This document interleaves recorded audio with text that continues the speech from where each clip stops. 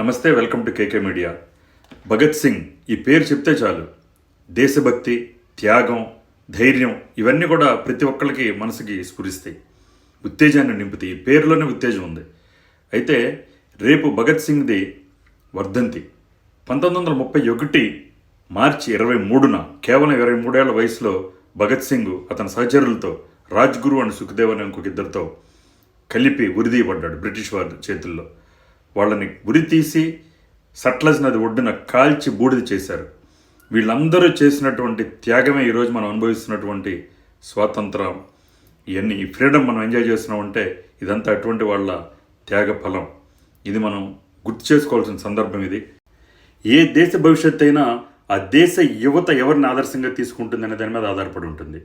మనసా వాచా కర్మణ భగత్ సింగ్ లాంటి వాళ్ళు దేశభక్తిని చాటారు. అటువంటి వాళ్ళు ఎప్పటికీ ఆదర్శనీయులే.